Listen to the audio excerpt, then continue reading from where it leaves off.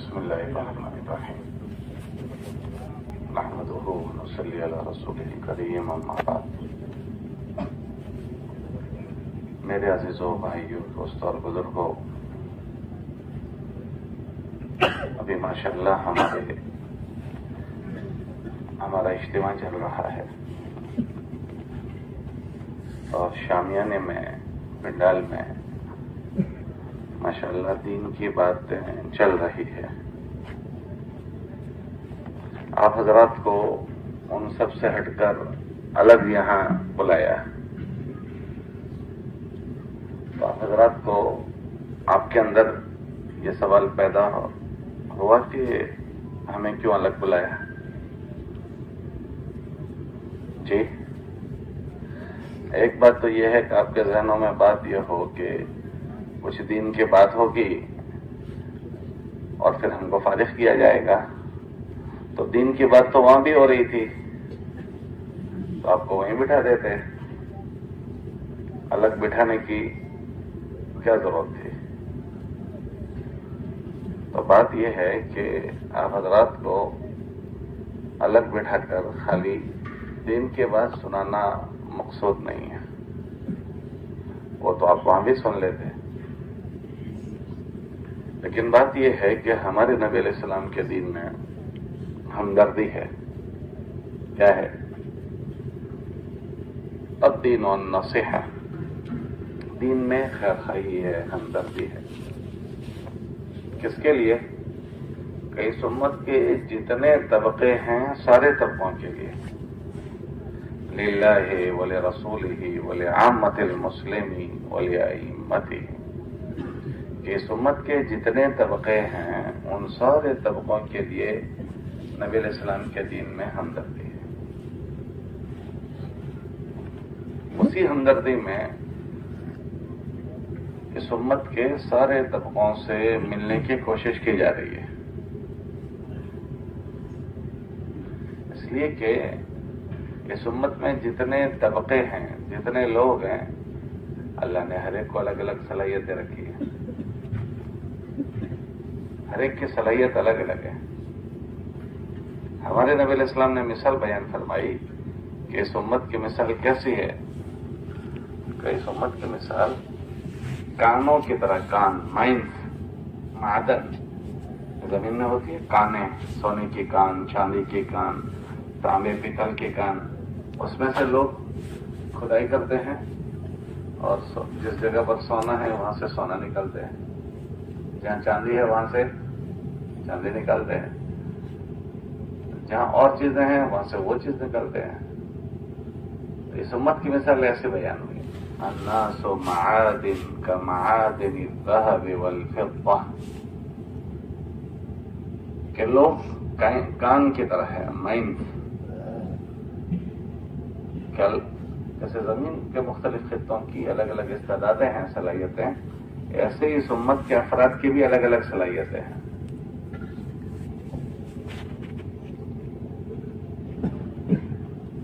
محنت اس بات کی ہو رہی ہے کہ ہر آدمی کی اس کی صلاحیت ٹھکانے لگے.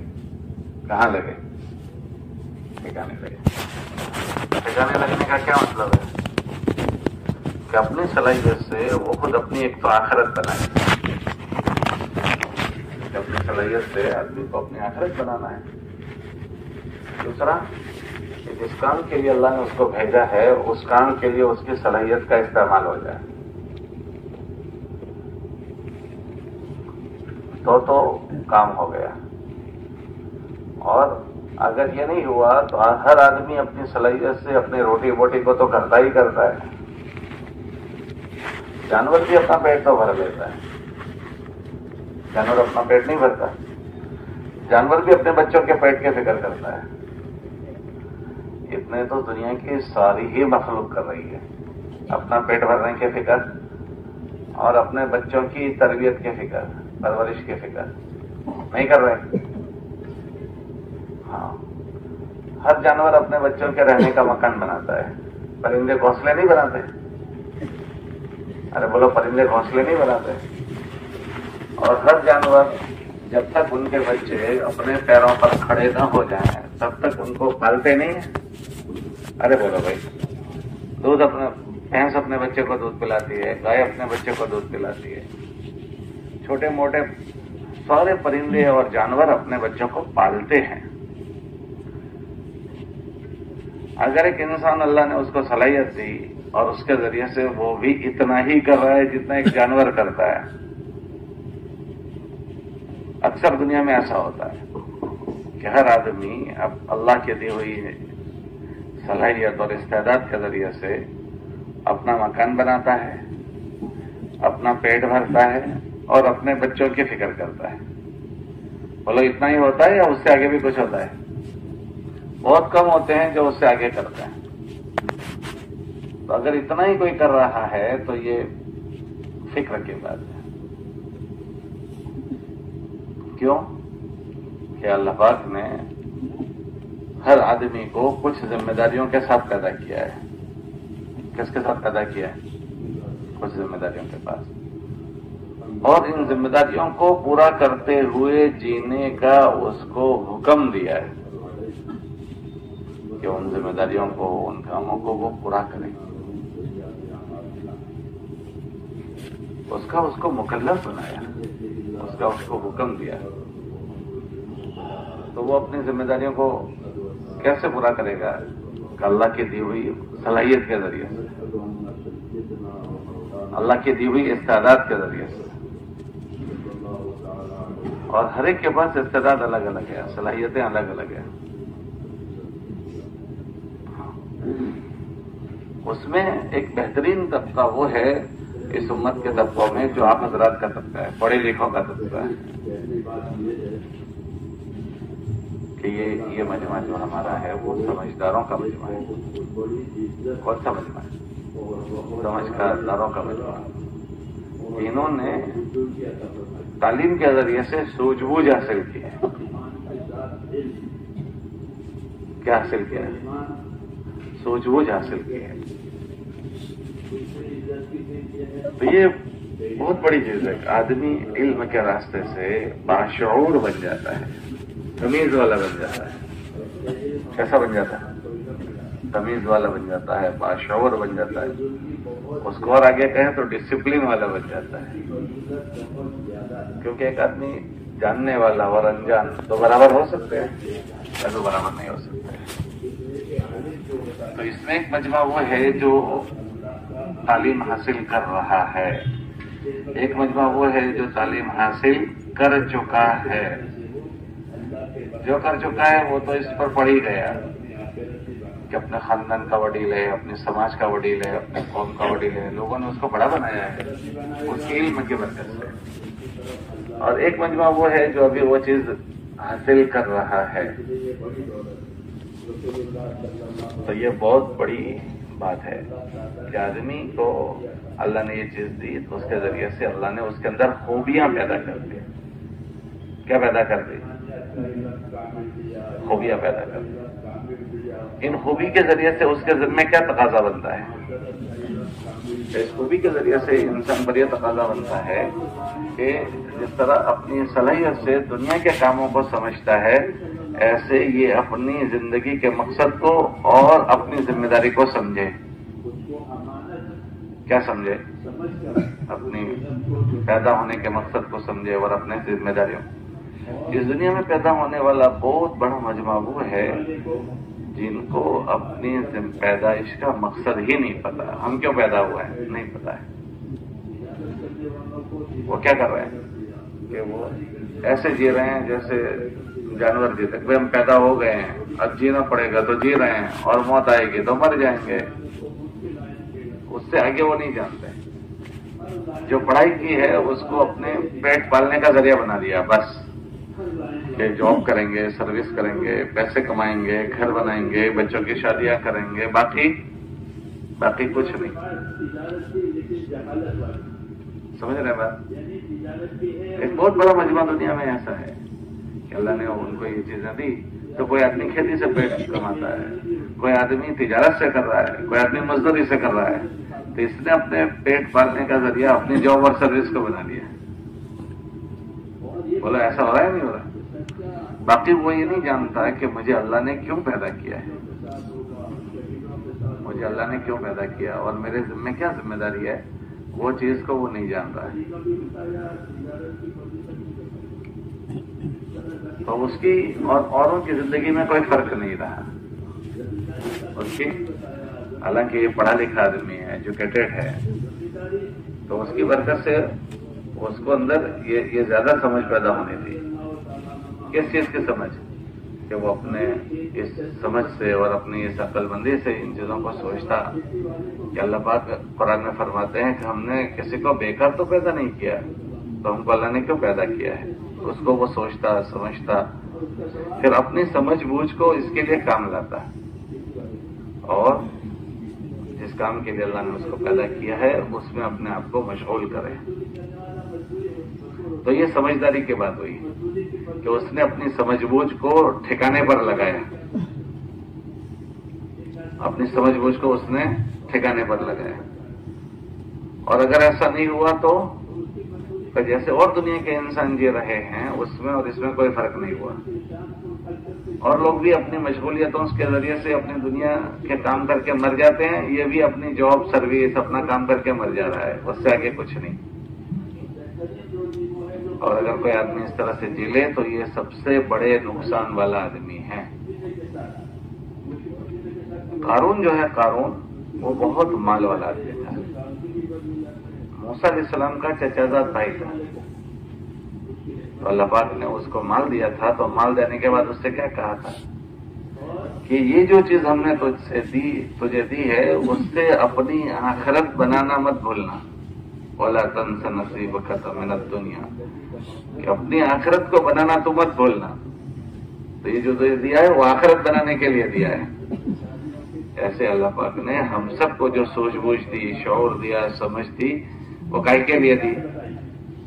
آخرت کو بنانے کے لیے. کیونکہ آخرت حق ہے، موت حق ہے، موت کے بعد کی زندگی حق ہے.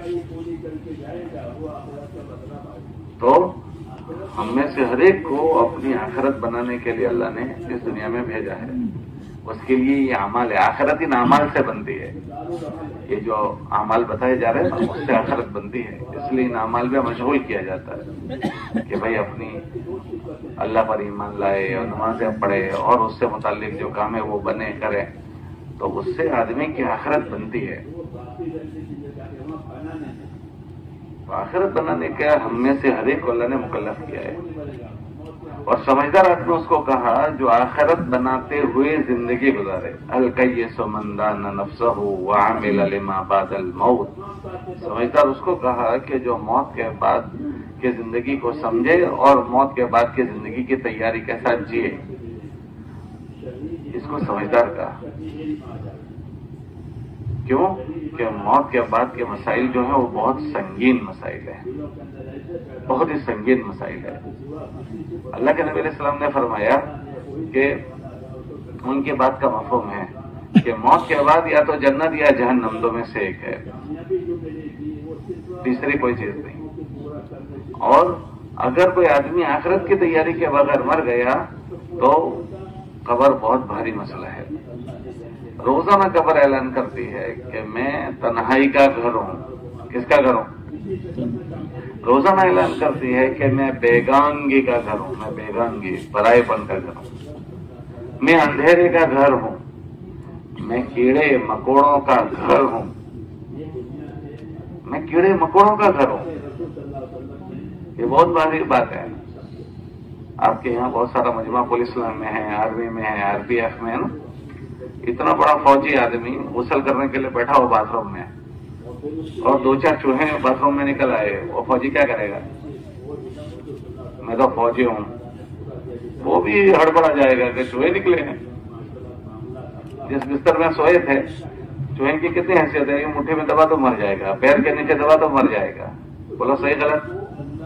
بستر میں سویا ہوا تھا کمبل اوڑھ کر اور چوہا اندر آ گیا تو فوجی کہے گا تجھے جو کر رہا ہوں کر لے، میں فوجی آدمی ہوں، مجھے تو کیا کر سکتا ہے؟ ایسا کرے گا تو فوجی کا کیا حال ہوگا؟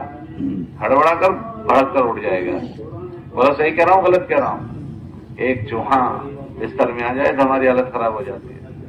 غسل کرنے بیٹھے تھے اور 2-3 چوہے نکل گئے. استنجے میں بیٹھے ہوئے تھے استنجے کے لیے اور چوہا آ گیا. छोटे छोटे कीड़े 2-4 निकल गए, इधर उधर उड़ने लगे, उसका क्या हैसियत है कि जो लोटा है उस लोटे को उसको मारो वो मर जाएगा। लेकिन 2-4 कीड़े निकल आए तो क्या हल होगा उस इस्तिंजा करने वाले का? चैन से इस्तिंजा कर सकेगा? कि हम इतने कमजोर लोग हैं कि छोटे सा कीड़े का मुकाबला नहीं कर सकते, छोटे से चूहों का मुकाबला नहीं कर सकते, जो इतनी कम हैसियत के हैं कि लोटा मारो और मर जाए। तो फिर कब्र में क्या हाल बनेगा? कब्र में क्या हाल बने? कब्र रोजाना ऐलान करती है, मैं तन्हाई का घर हूं, मैं बेगानगी का घर हूं, मैं कीड़े मकोड़ों का घर हूं। हमारे बुजुर्ग फरमाते हैं रोजाना आदमी रात को सोने से पहले इसका मुराकबा करे। मुराकबा किसको कहते हैं? कि आज का दिन मैंने कैसा गुजारा है, और जैसे एक आदमी मर चुका है और कब्र में दफन हो रहा है, मैंने क्या कर रखा है, मैंने जो हरकतें की है, मेरी कब्र मेरी राहत का सामान बनेगी मेरे लिए या मेरे लिए पट्टी बन जाएगी। कब्रिस्तान को थोड़ी देर के लिए सोचें। अभी जो हमारा कब्रिस्तान है, हर गांव में कब्रिस्तान होता है। हमको रोज कोई कहे भाई ये कब्रिस्तान में तुम्हारे वो अब्बा की कब्र है जो अब्बा तुम्हारे लिए 50 बीघे 60 बीघे जमीन छोड़ कर गए हैं, अच्छे अच्छे घर छोड़ कर गए हैं, वो बेचारे कब्र में अकेले सोए हुए हैं, आप आज की रात उनके पास कब्र में गुजार लो, वहीं बैठे बैठे। कितने हैं सपूत के जो रात को अब्बा की कब्र के पास कब्रिस्तान में बैठेंगे? जरा बताओ। रात कब्रिस्तान जाने को कहो तो जाने की हिम्मत होती है? अरे बोलो, अभी दफन नहीं किया है उसको खाली जाकर आ जाना है कि रात में फातिहा पढ़ के आ जाओ। तो दिन में कब्रिस्तान अकेला जाते हुए आदमी जरा हिचकिचाता है, तो कब्र के ऊपर जाने के रात में हिम्मत नहीं, तो उस कब्र में हमको सोना है, जाना है। और वो कब्र क्या कहती है? मैं बेगानगी का घर हूं, मैं तन्हाई का घर हूं, मैं कीड़े मकोड़ों का घर हूं। उस कब्र में जाना है, और किसको कब जाना है नहीं पता है। मौत अचानक आ जाएगी। मौत कैसे आ जाएगी? मौत अचानक आने वाली है, अचानक। तो जब मौत अचानक आने वाली है तो हर आदमी को ये समझाया जाता है कि हमने उसकी क्या तैयारी की। हम अभी सबके साथ यहाँ जी रहे हैं, सबके बीच में जी रहे हैं, लेकिन जब मौत आ जाएगी तो सब लोग मिलकर मुझे अकेले को दफन करेंगे। हमारे जैसे बहुत सारे कब्रिस्तान में सोए हुए हैं जो थोड़े दिनों पहले जमीन के ऊपर थे, अब उनको लोग भूल भुला गए, किसी को याद भी नहीं है कि इस नाम का कोई आदमी भी था। आज तारीख नोट कर लो, आज कौन सी तारीख है? 29 है, 30 है। 100 साल के बाद इनमें से कोई जमीन पर बाकी होगा? आज से 100 साल के बाद की गिनती गिन लो, ये जितने अभी मैं और आप बैठे हैं कोई बाकी होगा? अरे बोलो, बाकी होगा? पिछले 100 साल पहले इस तारीख में जो लोग थे उनमें से अभी कोई है? अरे बोलो, है? बहुत कम, कोई शायद इक्का दुक्का बचा हो 100 साल से ऊपर की उम्र का। तो रोजाना हम उस मौत की तरफ जा रहे हैं, उस कब्र की तरफ जा रहे हैं, उस कब्र की तरफ, उस मौत की तरफ, जो कब्र अंधेरे वाली है, जो कब्र कीड़े मकोड़ों की जगह है। तो हमें नहीं पता हमारा क्या हाल होने वाला है। इसके लिए ये समझना और समझाना होता है मुख्तलिफ तबकों को जोड़कर। जैसे आज आपको जमा किया, ऐसे और सारे तबकों को देखो, वहां उलमा में बात हो रही है, उनको अलग जोड़ा है, कभी औरतों को जोड़ लेते हैं, कभी किसी को, सबको अलग अलग जोड़कर इस मुबारक मेहनत के रास्ते से हर एक की हमदर्दी की जाती है। क्या क्या हमदर्दी करते हैं कि आप जिस लाइन में हो उस लाइन में रहते हुए आप क्या कर सकते हो उसको करो, ताकि उसके करने से तो जिस तरह तुम्हारी जिंदगी पूरी हो इस तरह तुम्हारी आखिरत भी बन जाए। क्या बन जाए बोलो? आखिरत बन जाए। और उन चीजों को करते हुए जियोगे तो अल्लाह का रहमो करम तुम्हारे साथ होगा, अल्लाह की मदद और अल्लाह की नुसरत शामिल हो जाएगी। उसमें हमारे स्कूल पढ़ने वाले तलबा को खुसूसी तौर पर मुतवज्जे करते हैं। क्यों? कि हमारे स्कूल के पढ़ने वाले तलबा जो हैं उनके साथ अभी 2 चीजें लगी हुई है। कितनी चीजें? अरे बोलो, कितनी चीजें? 2 चीजें। एक ये सब जवानी की हालत में है। किसमें है बोलो? और जवानी के मुतालिक यूं आता है, जवानी दीवानी। जवानी, जरा बोलो तो सही, जवानी दीवानी, अशबाब व शाबतुम मिनल जुनून, हदीस में आता है कि जवानी दीवानी होती है। आप देखना जितने उटांग पुटांग हरकतें होंगी वो सब जवान करेंगे, कभी बाल यूं कटवा देंगे, कभी यूं कटवा देंगे, कभी पायजामा ऊंचा कर लेंगे, फिर पायजामा नीचा कर लेंगे, कभी पैंट को फाड़ डालेंगे, कभी पैबंद लगा देंगे, कभी जर्सी ऊंची कर लेंगे, कभी पैंट चौड़ी कर देंगे, कभी तंग कर देंगे, सारे उटांग पटांग काम ये सब जवान करते हैं। बोला ऐसा हो रहा है नहीं हो रहा? अभी सबके बाल देखेंगे, किसी की यहाँ छोटी होगी, किसी की यहाँ होगी, किसी ने कुछ किया होगा। हाँ, क्या है का दीवाना, दीवानापन, अशबाब व शाबतुम मिनल जुनून, जवानी दीवानी।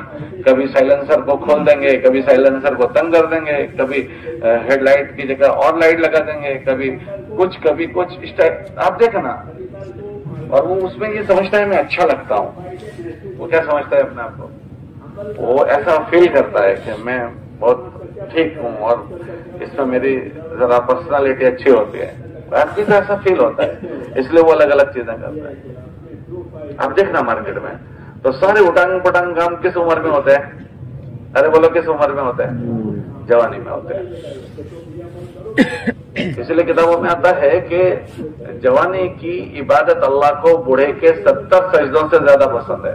एक सजदा जवान करे और एक बूढ़ा आदमी सजदा करे। एक जवान का 70, बूढ़े के 70 सजदों पर भारी, क्योंकि शैतान की ताकत जवानी की उम्र में बहुत ज्यादा होती है, क्योंकि ये इसके परवान चढ़ने की उम्र है, इसके चढ़ावा चढ़ने की उम्र है। अगर ये ठीक ठीक चढ़ावा चढ़ गया तो इसका बचपन से लेकर 55 संभल जाएगा, और खुदा ना करे इसकी गाड़ी जवानी में ही गाड़ी पटड़ी से उतर गई तो ये गलत आदतों का आदी बन जाएगा और गलत चीजों का आदी बन जाएगा, और फिर वो उन्हीं गलत आदतों के साथ बड़ा बनेगा। तो बड़ा तो बना लेकिन गलत बड़ा, बुरा बना, बड़ा तो बना मगर बुरा बड़ा बना।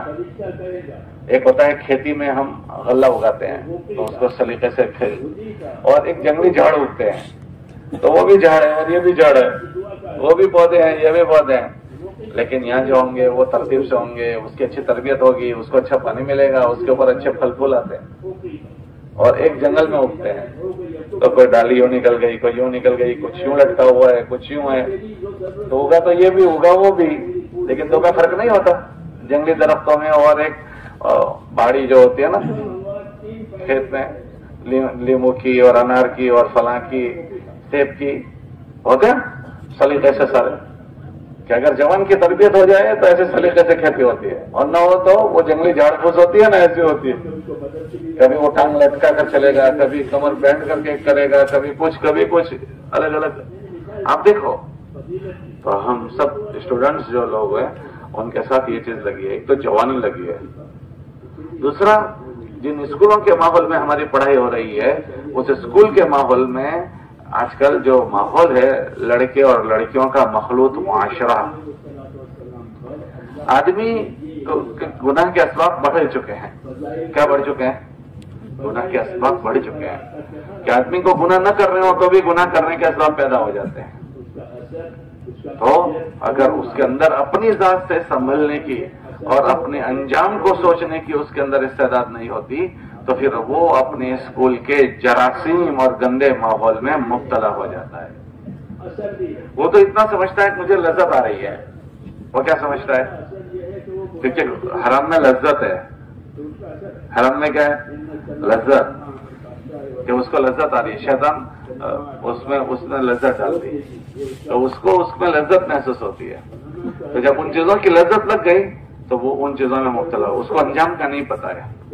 उसका अंजाम क्या होने वाला है? तो उसका अंजाम ये होने वाला है दुनिया में कि खुदा न करे अगर वो गलत रविश पर जा चुका, गलत रुख पर गया तो ये बेहयाई में मुब्तला हो गया।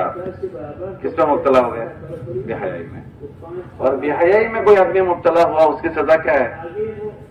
किताबों में आता है कि इमाम शाफी रहमतुल्लाह अलैह फरमाते हैं कि कोई आदमी गलत काम में मुब्तला हुआ हराम में اس نے اپنے سر پر قرضہ چڑھا لیا. اچھا کوئی آدمی قرضہ لے کیسے سے تو وہ کیا کرنا ہوتا ہے؟ چکانا پڑتا ہے یا معاف ہو جاتا ہے؟ ذرا زور سے بولو. چکانا پڑتا ہے. امام شافعی رحمۃ اللہ علیہ یہ بات فرماتے تھے کہ کسی جوان نے غلط کام کیا تو اس نے اپنے سر پر قرضہ چڑھا لیا، یہ قرضہ اس کو چکانا پڑے گا.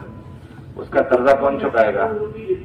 تو وہ یہ فرماتے تھے کہ اس کا قرضہ یا تو اللہ اس کی ماں سے چکوائیں گے یا اس کی بہن سے چکوائیں گے یا وہ قرضہ اللہ اس کی بیٹی سے چکوائیں گے جب اس کی شادی ہوگی، بیٹی ہوگی، یا اللہ اس کی بیوی سے چکوائیں گے. قرضہ چڑھایا اس نے. ان چاروں میں سے کوئی نہ کوئی اس گناہ میں مبتلا ہوں گے. جس طرح اس نے کسی کے ماں بہو بیٹی کی عزت سے کھیل کھیلا ہے، اس کی ان چاروں رشتوں میں سے کوئی نہ کوئی کے ساتھ کوئی نہ کوئی کھیل کھیلے گا. کوئی آدمی یہ کہہ سکتا ہے کہ بھائی فلاں آدمی اور فلاں لوگ ایسا بہت کام کرتے ہیں لیکن ان کی عورتیں تو ایسا نہیں کر رہی ہے، یہ دھوکہ ہے. جس طرح ان کے مردوں غلط کام میں مبتلا ہوئے تو ان کی عورتوں کو پتہ نہیں چلا، ایسے جب ان کی عورتیں اس میں مبتلا ہوگی تو ان کے مردوں کو بھی پتہ نہیں چلے گا. یہ مرد برائی کرتے ہیں تو عورتوں کو پتہ چلتا؟ ارے بولو پتہ چلتا؟ تو جب عورتیں وہ کام کرے گی تو مردوں کو بھی پتہ نہیں چلے گا. کتابوں میں آتا ہے عفو تعفو نساءکم، تم پاک صاف رہو، تمہاری عورتوں کو اللہ پاک دامن رکھے گا. کیا مطلب کہ تم اگر خراب ہو گئے تو تمہاری عورتوں کی وہ پردہ ختم ہو جائے گا. تو یہ ہماری جوانی کے زمانے میں اکثر یہ چیز جراثیم لگ جاتے ہیں. اس لیے ہمارے اسکول پڑھنے والے طلبا کو اسپیشل الگ سے جوڑتے ہیں. کیا جوڑتے ہیں؟ اسپیشل الگ سے ان کو جوڑتے ہیں تاکہ ان کو یہ باتیں سمجھنا سمجھانا ہو جائے. کیونکہ یہ بھی جوانی کے جوش میں ہوتے ہیں، جوانی کی حالت میں ہوتے ہیں، اور اسکول کے ماحول میں گناہ کے اسباب بہت زیادہ ہیں. کون سے اسباب؟ تو ایک طرف پڑھائی بھی ہوتی ہے، لیکن اگر ان گناہوں کے ساتھ پڑھائی ہوتی ہے تو اس کے دو نقصان ہوتے ہیں. ایک تو پڑھائی بھی ٹھیک نہیں ہوتی، پڑھائی بھی ٹھیک نہیں ہوتی. دوسرا کہ اپنی پڑھائی کے ساتھ وہ 1000 قسم کے گناہ اپنے کھاتے میں جمع کر لیتے ہیں. اور اپنے کھاتے میں اگر گناہ جمع ہوئے تو اس کے نقصان کیا ہوں گے کہ جو اللہ کے گناہ اس نے کیے ہیں اپنی پڑھائی کے زمانے میں تو ان گناہوں کی وجہ سے اللہ کی نگاہ سے گر جاتے ہیں. کیا گر جاتے ہیں؟ اللہ کی نگاہ سے. اور اگر ایسی گناہ کیے ہیں جو مخلوق سے متعلق ہے، جیسے ابھی میں نے ایک بے حیائی کا گناہ بتایا، ایسے اگر وہ گناہوں میں مبتلا ہو گئے تو پھر دنیا میں اگر اس کا بدلہ طے ہو گیا کہ بھائی اس نے یہ حرکت کی ہے، اس کا بدلہ دلوانا ہے، تو وہ پھر دنیا میں بدلہ دیتے دیتے چین سے جی نہیں سکے گا. چین سے نہیں جی سکے گا. کیوں؟ کہ وہ اپنی جیون بھر اپنی پڑھائی کے زمانے میں جن گناہوں کا عادی ہو گیا ہے، وہ گناہ اس سے نوکری میں لگنے کے بعد بھی چھوٹیں گے نہیں کہ گناہ کا عادی ہو گیا. اب جاب لگ گئی، سروس لگ گئی، اس کے باوجود بھی وہ اللہ کے حکموں کا گناہ کا عادی بن گیا، اللہ کے مخلوق کے ساتھ گناہ کا عادی بن گیا. تو جاب اور سروس میں بھی وہ چین سے جی نہیں سکتے. آپ دیکھو آفیسرس لوگ بہت سارے جو ہے آفیسرس لوگ، ان کی غلط عادتوں کی وجہ سے بہت بڑی بڑی ان کی تنخواہیں ہیں، لیکن اس کے باوجود بزرگوں کے پاس آ کر دعا کی درخواست نہیں کرتے ہیں. کیا کہ چین سے جی نہیں پا رہے، کوئی نہ کوئی مسئلوں میں الجھے ہوئے ہیں اور غلط راستوں سے ان کے پاس جو پیسہ آیا ہوا ہوتا ہے وہ پیسہ ان کو ایسا لے ڈوبتا ہے کہ موت کے بعد ریٹائرڈ ہونے کے بعد بھی یا تو بڑی بڑی بیماریوں میں مبتلا ہو جاتے ہیں. اولادوں کی مسئلے، بیویوں کے مسئلے، پتہ نہیں کس سمے. آپ دیکھ لینا، غور کرنا، جن کی زندگی جاب کے درمیان میں گناہوں والی گزری ہوتی ہے، گناہ کیے ہوتے ہیں، تو وہ چین سے جیون گزار نہیں سکتے ہیں. اسی لیے اسکول کے زمانے میں ہی ہمارے بچوں کو جوڑا جاتا ہے. کیوں؟ کہ بھائی ہمارے اسکول کے لائف میں ہم سنبھل کر اپنی پڑھائی کو اچھے سے اچھی کیسے کریں، کہ ہماری پڑھائی اچھے سے اچھی ہو اور سنبھل کرو. پڑھائی کیوں اچھی کر رہے ہیں؟ یہ بھی ایک اللہ کی نعمت ہے کہ اللہ نے آپ کو پڑھنے کی سمجھ دی ہے. آپ کے امی ابا نے آپ کے پیچھے پیسے لگائے ہیں. آپ دیکھو ایک ایک بچے کے پیچھے ماں باپ کے کتنے پیسے لگتے ہیں، ہزاروں لاکھوں روپے. آج کل تو ڈونیشن بڑا ہو گیا ہے، بڑے بڑے ڈونیشن لگ رہے ہیں. تو ایک تو اس نعمت کی ہم قدر کریں کہ آپ کے ماں باپ نے آپ کے پیچھے پیسے لگائے ہیں. और एक एक के पीछे लाखों लाखों पैसे लगते हैं। हाँ, मेडिकल में तो 50-50 लाख रुपए, करोड़ रुपए लगते हैं। कितने माँ बाप हैं जो पता नहीं कैसे कैसे पैसे जमा कर रहे हैं। हाँ, पैसे जमा करने में नाक में दम आ जाता है। कितनों ने जमीनें बेच दी, कितनों ने गहने बेच दिए, कितने लोग कर्जों से लेकर आए। ये जितने बच्चे बैठे हैं आपके पीछे, अपने माँ बाप की लागत लगी है, उनसे पूछना कि पैसे कहां से लाए थे। कितने लोग कर्जों में होंगे, उस कर्जों में आपके पीछे उन्होंने पैसे लगाए हैं। अक्सर लोग कर्जों में नहीं होते, उन कर्जों में बच्चे अच्छे पढ़े हैं और हमारी जिंदगी का वो सहारा बने, इस उम्मीद के साथ वो जमीनें बेच कर इन बच्चों पर पैसे लगाते हैं। बोला ऐसा हो रहा है नहीं हो रहा है? अरे भाई जरा वहां तो करो, ऐसा हो रहा है नहीं हो रहा? हालांकि ये जो हमारी जवानी की उम्र है, हमारे माँ बाप को हमारे सहारे की जरूरत है। जो बुढ़ापे में है, कमजोरी में है, तो उनको इस उम्र में तो उंगली का सहारा बनने की जरूरत है कि हमारी उंगली पकड़ कर चले। दूसरी, हमारी उम्र के बच्चे रोज कमा कर पैसे लाकर दे रहे हैं। हमारी उम्र के बच्चे रोज कुछ न कुछ कमाकर घर में लाकर दे रहे हैं। हमारे माँ बाप हमको कमाने की बजाय हम पर खर्च कर रहे हैं। ये फर्क हो रहा है। क्या फर्क हो रहा है? औरों के बच्चे तो कमा कर ला कर दे रहे हैं और हम पढ़ाई पढ़ रहे हैं, तो हमारे माँ बाप को उम्मीद ये है कि इनकी जब पढ़ाई पूरी हो जाएगी तो अभी ये हमारा मददगार नहीं बन सक रहे हैं, लेकिन इनकी पढ़ाई के बाद वो हमारे मददगार बनेंगे, पैसे कमा कर लाएंगे, हमारे घर में हमारे मुआविन बनेंगे। बोलो यही उम्मीद होती है या नहीं होती? अरे बोलो भाई, यही उम्मीद होती है। तो वो कर्जे कर करके हम पर पैसे लगाते हैं और उनको अभी हमारे ताउन की जरूरत है, हमारी मदद की जरूरत है, लेकिन उसके बावजूद भी वो हमें फारिग कर देते हैं कि तुम पढ़ाई पूरी कर लो। और अपनी जात से मुजाहिदा करते हैं, बर्दाश्त करते हैं। लेकिन आप अंदाजा करो, मैं आपसे पूछता हूं खुद, क्या इस तरह से बच्चों को जो फारिग किया जाता है, उन बच्चों में से माँ बाप को कितने % रिजल्ट मिलता है? अरे बोलो कितने % रिजल्ट मिलता है? क्या चलो माँ बाप ने उनको फारिग कर दिया पढ़ाई के लिए, तो वो अच्छी सी पढ़ाई पढ़ ली, अब उसके बाद वो जॉब और सर्विस में लगे और माँ बाप के अच्छे मददगार बन जाते हो। ऐसा रिजल्ट कितने % मिलता है? अरे बोलो कितने % मिलता है? जी ये कह रहे हैं ना के बराबर। आप क्या करते हो? ये कह रहे हैं जॉब कर, ना के बराबर। एक तो अच्छी जिस आशा और उम्मीद से माँ बाप पढ़ाते हैं, उस फिक्र से पढ़ने वाले बच्चे कम होते हैं, और जो बच्चे पढ़ाई पूरी करते हैं कि चलो अच्छी पढ़ाई उनकी हो गई, वो बहुत कम % निकलते हैं। फिर उनको जॉब मिल जाए वो भी एक बड़ी बात होती है कि जॉब भी नहीं मिल पाती, तो रिजल्ट बहुत कम मिल पाता है। ये तो दुनियावी निजाम। और फिर खुदा न करे, एक तो उस बच्चे की पढ़ाई भी गलत हो गई, पढ़ाई भी ठीक नहीं हुई, दूसरा उस पढ़ाई के दौरान में उसने अल्लाह को भी नाराज कर दिया, तो अब क्या होगा? एक तो पढ़ाई भी ठीक नहीं हुई, दूसरा क्या नहीं हुआ ठीक कि अल्लाह के साथ का मामला भी खराब हो गया, पढ़ाई के साथ का मामला भी खराब हो गया। जब अल्लाह के साथ का मामला उस पढ़ाई के दौरान में खराब हो गया, अब ये जवान अपनी पढ़ाई के दौरान गलत बातों का, गलत आदतों का आदी हो गया।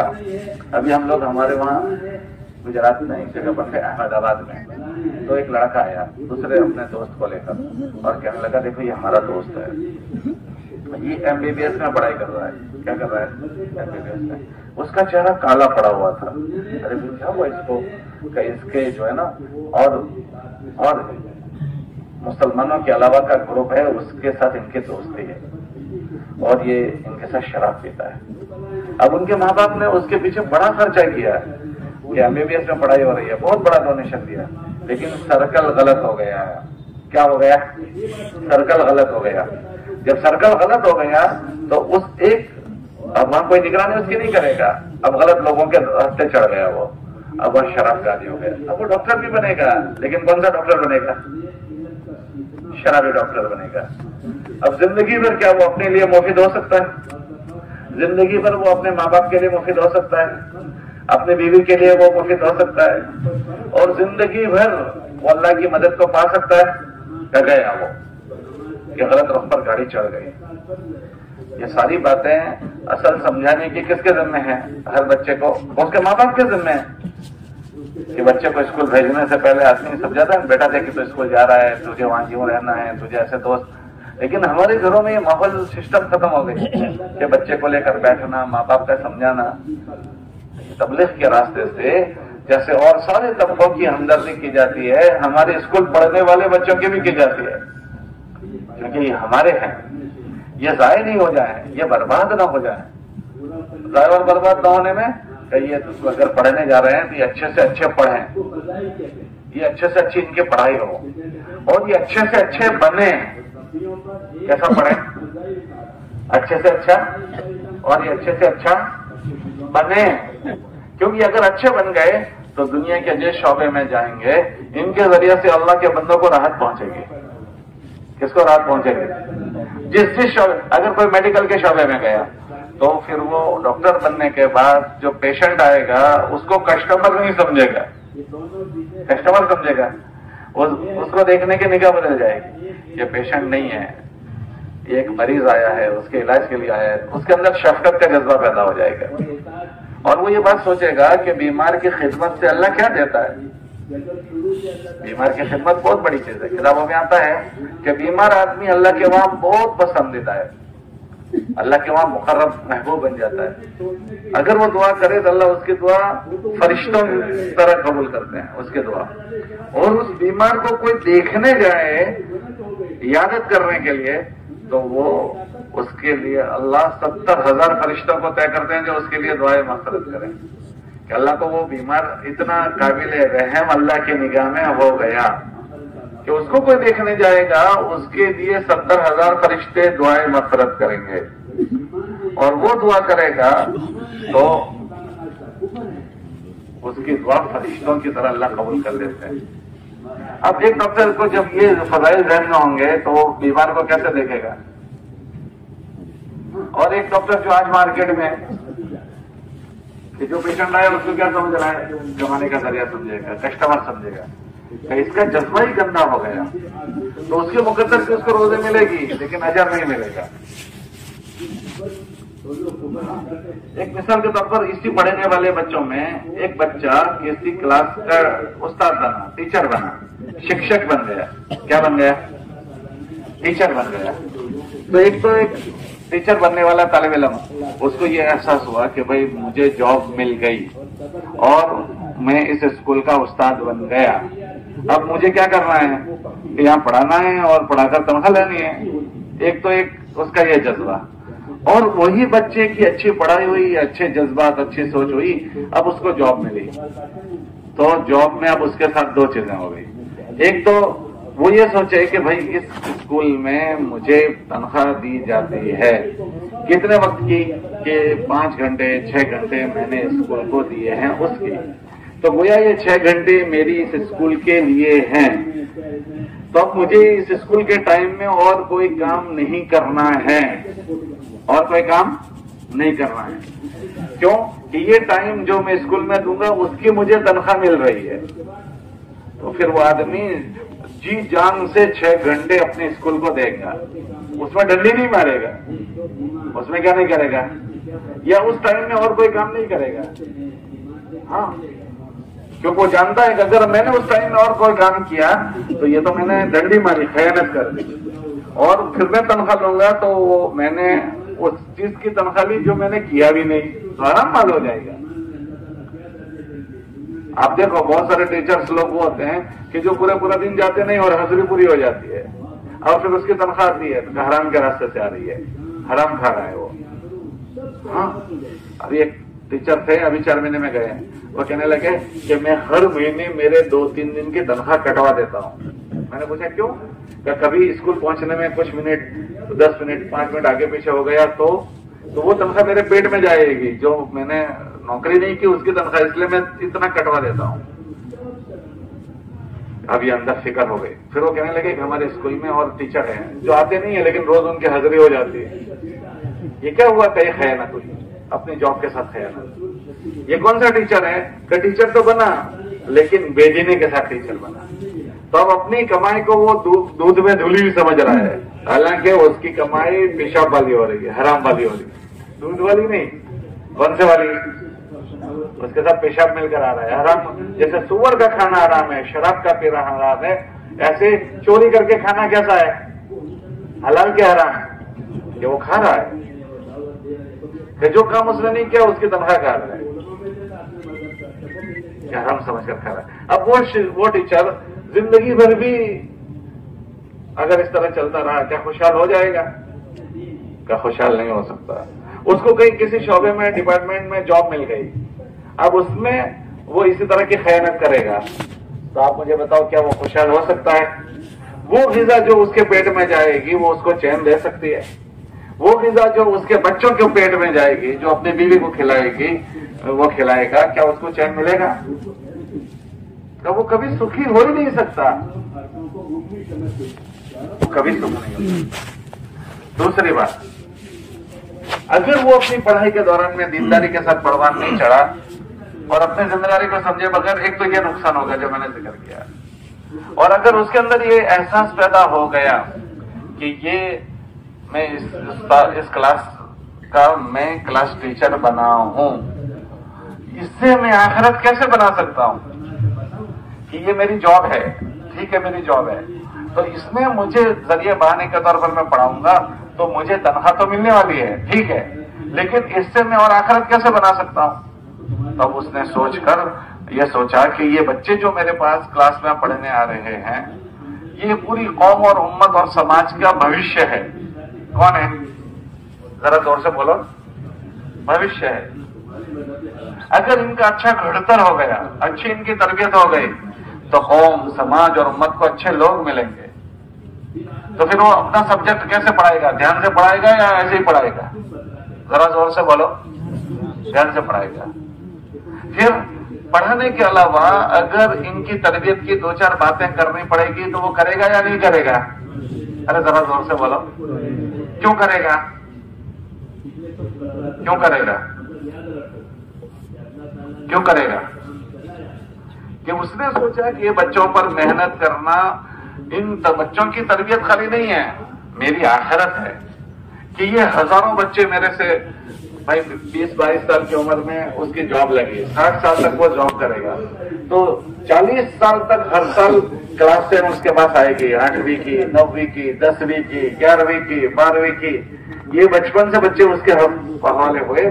اب یہ ہر کلاس والے کو اچھا پڑھا بھی رہا ہے اور ضرورت کی باتیں ان کو سمجھا بھی رہا ہے، ضرورت کی باتیں دو چار باتیں کان پر ڈال رہا ہے. اب یہ بچوں کا جو برین واش ہوگا، برین واش مینس ذہن اچھا بنے گا. وہ اچھا بنتے بنتے اچھے جذبات ان کے بن گئے، اچھی سوچ بن گئی، اچھی فکریں بن گئی. اب وہ بچہ کالج میں گیا، پھر اس کے بعد پتہ نہیں کیا کیا بنا. تو آپ مجھے بتاؤ، وہ پڑھا ہوا بچہ مارکیٹ میں جب آئے گا تو اچھا آدمی بن کر آئے گا یا برا بن کر؟ ذرا بولو. اچھا. تو امت کو اچھے خدمتگار لوگ ملیں گے. اور ایک آدمی نے یہ سوچا ٹھیک ہے اس کو پڑھنا ہو پڑھے، نہ پڑھنا ہو نہ پڑھے، میرے تو بھائی 6 گھنٹے لیکچر دینا ہے، اس کو سننا ہو تو نہ سننا ہو تو. اس استاد کے پڑھانے میں اور اس کے پڑھانے میں کوئی فرق ہوگا کہ نہیں ہوگا؟ ارے بولو بھائی. ہوگا. کہ اس آدمی کی کہ یہ جاب اس کی دنیا اب نہیں رہی، اس کی آخرت بھی ہو گئی.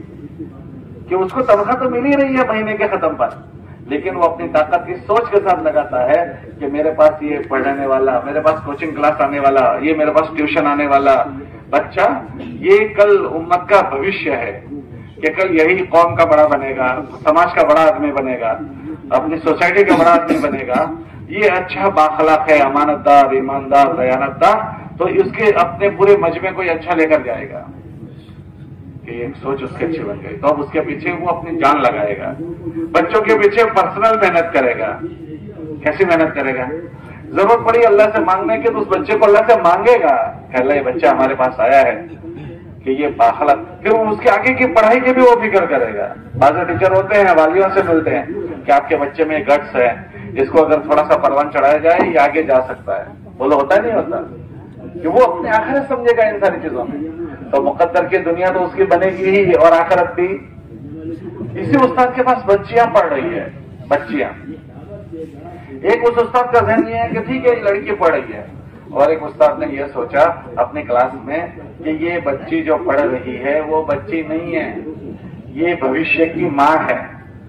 क्या है बोलो, अरे जरा बोलो तो सही। भविष्य की माँ है, और माँ का क्या मतलब, पूरा परिवार है वो। हजरत जी रहमतुल्लाह एक बात फरमाते थे कि घर में एक माँ होती है, एक बाप होता है, माँ और एक बाप। एक बाप का बनना अकेली उसके जात का बनना है, और एक माँ का बनना उसके पूरे परिवार का बनना होता है। माँ का बनना किसका बनना, अगर बाप बुजुर्ग बन गया तो जरूरी नहीं कि बेटे भी बुजुर्ग बने, लेकिन माँ अगर बुजुर्ग बन गई तो औलाद बुजुर्ग बनेगी।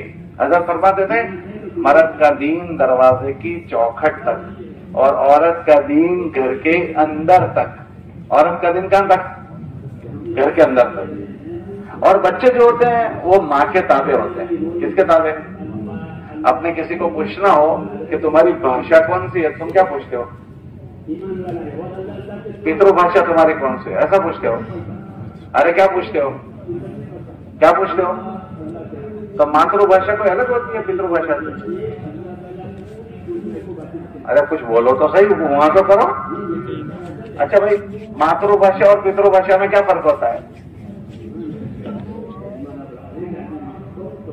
मैं तो अनपढ़ आदमी हूं, आप तो सब पढ़े लिखे बैठे हो ना। मातृभाषा और पितृभाषा में क्या फर्क होता है?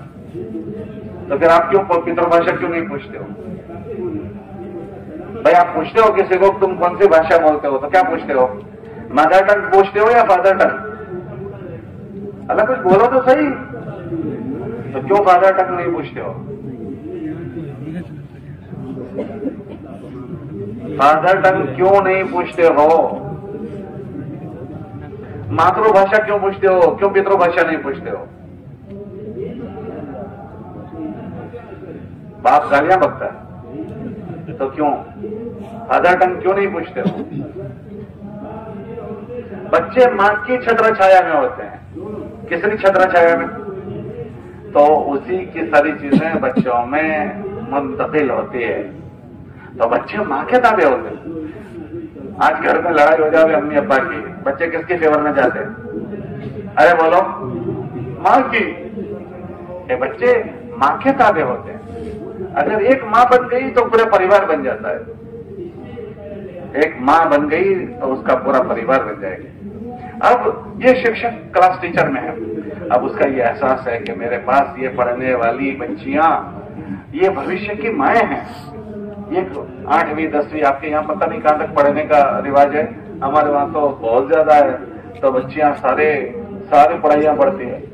तो एक तो ये सोच कि ये बच्ची जो हमारे पास पढ़ रही है क्लास में, अगर इसकी इज्जत महफूज रही, वो इफ़्फ़त के साथ रही और ये अच्छे कैरेक्टर के साथ परवान चढ़ी तो ये कल मां बनेगी, और ये अच्छी मां बनी तो अपने अच्छी औलाद को जन्म देगी और उसकी औलाद की अच्छी तरबियत करेगी। अब ये एहसास वाला शिक्षक अपनी बच्चियों को जो सबक पढ़ाएगा वो, और एक वो कि जो कुछ समझता ही नहीं, बस ऐसे ही है कि भाई ये तो मेरी जॉब है, होनी है, करनी है। तो उस उस्ताद की अपने क्लास की बच्चियों के साथ का रवैया और उस उस्ताद का रवैया, क्या दोनों बराबर होगा कि अलग होगा? जरा जोर से बताओ। अलग होगा। कि वो अपने हाथों अपनी इस क्लास टीचर बनने के बाद हजारों बच्चों को तरबियत करेगा, हजारों बच्चियों की तरबियत कर देगा। हमारे वहां एक गैर मानुस मोहल्ला, गैर मानुस जाते हैं जो तबलीग को नहीं और जिक्र के होते हैं, तो उनके हमारे वहां मरकज में स्टूडेंट्स का हल्का अलग लगता है। तो वो उस्ताद मुझे कहने लगे कि आज मुझे एक फैमिली में से फोन आया कि आपके स्कूल में हमारी बेटी पढ़ती है, तो आपने क्या पढ़ाया है? क्यों, क्या बात हो गई? कि हमारी बेटी बहुत गाने सुनती थी और बहुत म्यूजिक सुनती थी, और उसके साथ जब आदमी म्यूजिक सुनेगा ना तो जैसे ही शुरू होगा, होता है ना ऐसा, जैसे ही शुरू वो धुन है वो आदमी को जिना तक ले जाती है।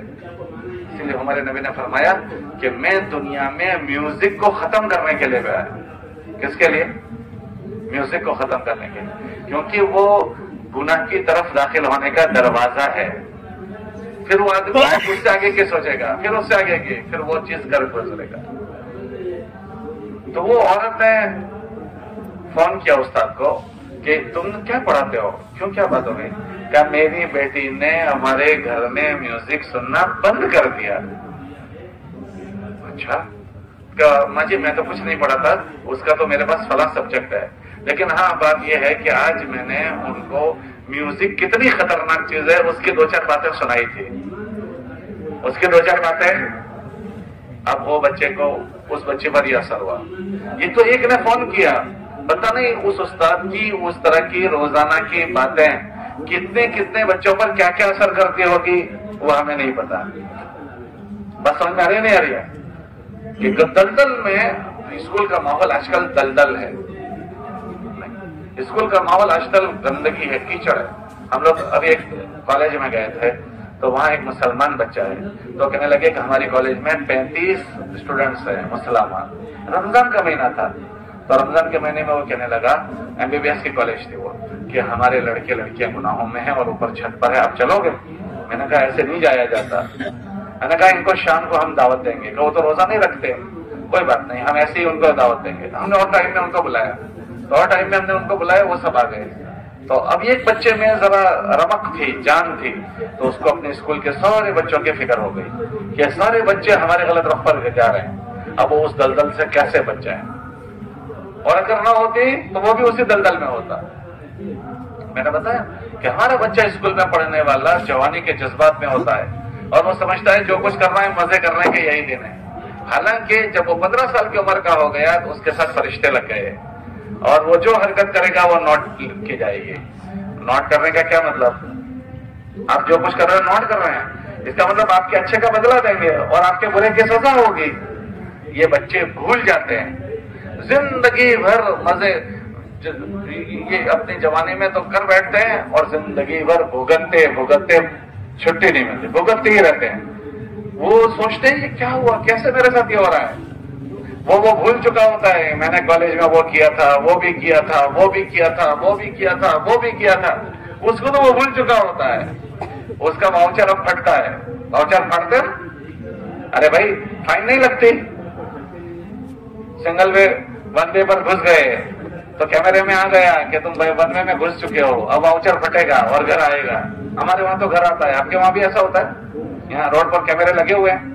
نہیں لگے، ہمارے وہاں شہروں میں کیمرے لگے ہوئے ہیں، اسپیڈ سے جاؤ تو کیمرے میں آ گئے، اب تمہارے نام کا واؤچر پھٹے گا، گھر آئے گا۔ ہاں ہیلمٹ نہیں پہنے ہیں تو واؤچر پھٹے گا، گھر آئے گا۔ ابھی تمہارے یہاں یہ سسٹم نہیں ہوئی، پکڑتا ہوگا تب واؤچر کاٹتا ہوگا، رسید کٹتا ہے تو گناہ پر رسید کٹتی ہے، ایسے زندگی بھر اس جوان کے واؤچر پھٹتے ہی رہتے ہیں، پریشان زندگی گزارتا ہے۔ وہ بھول جاتا ہے کہ واؤچر کون سی کائی کا میرا پھٹ رہا ہے۔ واؤچر وہ ہے جو اس نے اپنے غفلت کے ماحول میں جو چیزیں چپ کی تھی، اب اس کے واؤچر پھٹ رہے ہیں۔ ہاں آپ لوگوں کو ملو تو اکثر لوگ دکھی ملیں گے۔ اکثر لوگ کیسے ملتے ہیں؟ 1000 میں 100 میں بہت کم لوگ ایسے ہوں گے جو یہ کہیں مجھے کوئی دکھی نہیں ہے۔ 100 میں کتنے لوگ ایسے ملیں گے جو کہیں میں نو ٹینشن آتی ہوں، مجھے کوئی دکھی نہیں ہے؟ 100 میں کتنے ایسے ہوں گے؟ ارے بولو کتنے % ایسے ہوں گے؟ یہ کہہ رہے ہیں 2 کہ بہت کم لوگ ہوں گے جن کو مسئلے نہ ہوں، کہ یہ زندگی کے مسائل شروع ہو جاتے ہیں، یہ ہمارے جوانوں کو نہیں پتا ہوتا ہے۔ ہاں اسی لیے آپ حضرات کو اپنی پڑھائی کے زمانے میں جوڑتے ہیں اور جوڑ کر آپ کو یہ باتیں سمجھاتے ہیں۔ ہم آپ سے کوئی چیز مانگنے نہیں آئے ہیں، آپ سے پانی کا گلاس ہم تو نہیں چاہتے، ہم آپ سے چائے نہیں مانگتے، یہ تو آپ کی بستی میں آئے ہیں، آپ اکرام کرتے ہیں تو ہم کھاتے ہیں پیتے ہیں، ورنہ کوئی جماعت آپ سے آ کر مانگتی ہے ہم کو کھانا دو، پانی دو، چائے دو، یہ تو آپ محبت میں جماعت کو کھلاتے ہیں، ورنہ وہ تو اللہ کے لیے آپ کی ہمدردی کرتے ہیں، آپ سے کوئی چیز نہیں چاہتے۔ وہ آپ کی دنیا کی بھی بھلائی چاہتے ہیں اور موت کے بعد کی بھی بھلائی چاہتے ہیں، کہ دنیا میں بھی ہمارے بچے خوشحال رہیں اور موت کے بعد بھی یہ خوشحال ہو جائیں۔ اب اس کے لیے اپنی پڑھائی کے دوران میں یہ بچوں کی پڑھائی اچھے سے اچھی کیسے، اب وہ تو پڑھائی ان کی اچھے سے اچھی ہو، جیسی ہو، تاکہ یہ اچھے بنے۔ پڑھائی بھی کر رہے ہیں اور پڑھائی اچھی بھی نہیں ہو رہی ہے، کوئی بات ہوئی؟ ہزاروں لاکھوں روپے لگ رہے ہیں اور ہزاروں لاکھوں روپے لگنے کے بعد بھی رزلٹ 0 آ جائے تو یہ تو ہمارا سارا بیکار گیا۔ تو یکسوئی کے ساتھ ہمارے بچے اپنی پڑھائی کریں۔ اچھے سے اچھے پڑھیں، جو کریں وہ اچھا کریں، کوئی تاجر بنے تو اچھی تجارت کرے، کوئی جاب کرے تو اچھی جاب کریں، کوئی پڑھائی کرے تو اچھی پڑھائی کرے، تو ہماری پڑھائی اچھی ہو۔ اچھی پڑھائی کا کیا مطلب؟ دو چیزیں اس میں ہو، ایک ہماری اسکول کی پڑھائی میں ہماری اچھی توجہ ہو، ہمارے ماں باپ اپنا پیسے خرچ کر رہے ہیں اس کو ہم قدر کی نگاہ سے دیں۔ دوسرا، اپنی پڑھائی کے دوران میں ہم ایسی حرکت کے ساتھ نہ پڑھیں کہ ہم اللہ کی نگاہ سے گر جائیں۔ اگر پڑھائی ہم نے اچھی کی لیکن ایسی حرکت ہم سے ہوئی ہے جس میں اللہ ناراض ہم سے ہو گئے تو ڈگری تو ہم کو مل جائے گی، ڈگری ملنے سے اور پڑھائی ہونے سے قابلیت تو ہو جائے گی، کوالیفائڈ تو ہو جائے گا، لیکن اللہ کی نگاہ سے اگر گر گیا تو بھی پتہ نہیں زندگی بھر پتہ نہیں کن کن مسائل میں گر جائے گی۔ کتنوں کو تو اگر اللہ کی طرف سے قبولیت نہیں ہوتی تو پڑھائی کے بعد پتہ نہیں کتنے در کے چکر کاٹنے پڑتے، اللہ کی طرف سے قبولیت نہیں ہے، اور اگر جاب مل بھی گئی تو بھی مسائل سے زندگی چھوٹتی نہیں ہے۔ تو اس کی کوشش کی جاتی ہے کہ ہمارے اسٹوڈنٹس، ہمارے طلباء اپنی پڑھائی کو اچھے سے اچھی کریں، اچھی مضبوط پڑھائی ہو اور اللہ کو راضی کرتے ہوئے پڑھیں۔ کیسے پڑھیں بولو؟ اللہ کو راضی کرتے ہوئے۔ اگر اللہ کو راضی کرتے ہوئے پڑھیں تو پڑھائی بھی اچھی ہوگی اور اللہ کی چھتر چھایا میں، اللہ کے رحم و کرم میں ہمارے۔ اس میں سب سے بڑی بات پڑھائی کے ساتھ جو کرنے کی چیز ہے کہ ہمارا یہ سر اللہ کے علاوہ کے سامنے نہیں جھکے گا، ہم اللہ کے علاوہ کسی سے متاثر نہیں ہوں کہ کوئی اللہ کے علاوہ کوئی خدا نفع نقصان پہنچانے کا کوئی مالک نہیں، اللہ ہی اللہ ہے۔ ہم اللہ کے ساتھ شرک نہیں کریں گے۔ کیا نہیں کریں گے بولو؟ سب سے زیادہ جو ناپسندیدہ اللہ کے وہاں ہے وہ شرک ہے۔ کیا چیز ہے بولو؟ شرک۔ ایک شرک نہیں کیا جائے گا۔ دوسرا، ایمان کے بعد جو سب سے بڑا عمل ہے وہ نماز ہے۔ پڑھائی کے دوران اپنے مشغلوں میں ہماری نماز کسی حال میں نہ جائے۔ کتابوں میں آتا ہے کہ اگر کسی کی نماز چلی جاتی ہے وہ اللہ کی نگاہوں سے گر جاتا ہے۔ کیا ہو جاتا ہے بولو؟ کسی حال میں نماز معاف نہیں ہے، نہ سفر میں، نہ حضر میں، نہ تندرستی میں، نہ بیماری میں۔ ایک آدمی بیمار ہے تو وہ کہہ رہا ہے میں نماز نہیں پڑھ سکتا، تو اللہ نے حکم دیا کھڑے ہو کر نہیں پڑھ سکتے تو کیسے پڑھو؟ بیٹھ کر پڑھو۔ بیٹھ کر نہیں پڑھ سکتے تو کیسے پڑھو؟ لیٹ کر پڑھو۔ لیٹ کر نہیں پڑھ سکتے تو کیسے پڑھو؟ عشاء معاف نہیں ہے۔ وضو نہیں کر سکتے تیمم کرو، نماز معاف نہیں ہے۔ اسلام اور کفر میں فرق کرنے والی اگر کوئی چیز ہے وہ نماز ہے۔ ہمارے اسٹوڈنٹس اکثر نماز کو ایسے چلتے چلتے چھوڑ دیتے ہیں، اس کو ہلکی سے لے لیا۔ ایگزام ہال میں بھی نماز معاف نہیں ہے۔ ہاں، نماز پڑھنی پڑے گی، نماز کو نہ چھوڑیں کسی حال میں ہماری نماز، اور نماز سیکھ کر پڑھیں۔ ایک پڑھائی اچھی پڑھیں، اپنی پڑھائی میں دھیان توجہ سے پڑھیں، اور اس کے ساتھ ساتھ ہم اللہ کے ساتھ شرک نہ کریں، اور نمازیں کسی حال میں نہ چھوڑیں، نماز کسی حال میں نہ جائے ہماری۔ تیسری چیز، نمازیں سیکھ کر پڑھیں۔ نماز کیسے پڑھنی؟ کتابوں میں آتا ہے کہ ایک نماز وہ ہے کہ نمازی کے منہ پر ماری جاتی ہے، نماز پڑھی اور منہ پر ماری گئی، اور ایک نماز وہ ہے جو آسمانوں پر جاتی ہے۔ تو نماز کیسے اللہ چاہتا ہے وہ سیکھ کر پڑھنا۔ اس کے لیے نماز کیسے پڑھنی چاہیے؟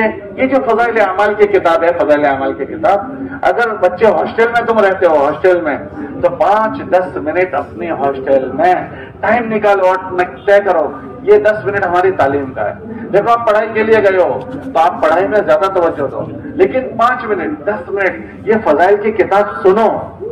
کیوں کہ تم اس غفلت کے ماحول میں 5-10 منٹ یہ فضائل کی کتاب سنو گے نا تو روزانہ اس میں تعلیم میں آتا ہے، کیا آئے گا؟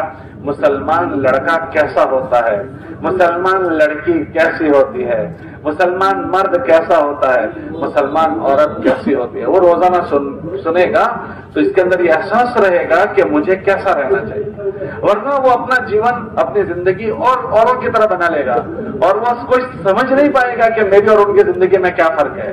وہ جیسا جی رہا ہے ایسے وہ یہ بھی جی رہا ہے، تو یہ نہیں ہوگا۔ میں ایمان والا ہوں، میں ایمان والا جیوں گا اور ایمان والا مروں گا۔ میں کون ہوں بولو؟ ایمان والا ہوں، اور میں کیسا مروں گا؟ ایمان والا مرنا چاہتا ہوں۔ اس کے لیے اپنی سوچ کو پاک رکھنا، اس کے لیے ایمانیات کو سننا، ورنہ اسکول کے ماحول میں بدلتے بدلتے بچوں کی سوچ بدل جاتی۔ ابھی ہمارے وہاں کا ایک اسٹوڈنٹ پڑھنے گیا پونے یونیورسٹی میں، ان کے دادا جو ہے نا حدیث پڑھاتے تھے۔ کیا پڑھاتے تھے؟ حدیث. تو وہ بچے نے اپنا اسٹیٹس رکھا موبائل پر. اسٹیٹس میں رکھا میرا نام یہ ہے, میرے ابا کا نام یہ ہے, پھر اس کے بعد میں فلاں سے فلاں جگہ کا رہنے والا ہوں, اور اس کے بعد نیچے دھرم لکھا. تو اس نے لکھا میں کمیونسٹ ہوں. کیا لکھا؟ کمیونسٹ. جانتے ہو ناستک ہوں, اللہ کو نہیں مانتا ہوں. کس کا پوتا لکھ رہا ہے؟ جس کے دادا کیا پڑھاتے تھے؟ ذرا زور سے بولو. حدیث پڑھا رہے. ان کا پوتا اسٹیٹس پر کیا لکھ رہا ہے کہ میں اللہ کو نہیں مانتا ہوں. کہ ماحول کا اثر اس پر ہوا ہے. یہ سوچ ہماری باقی رہے. اس کے لیے روزانہ فضائل کی کتاب کو سنو. ہاسٹل میں رہنے والے بچے ہاسٹل میں 5, 7, 10 منٹ وقت کو نکالو اور 5-10 منٹ روزانہ اس کو سنو.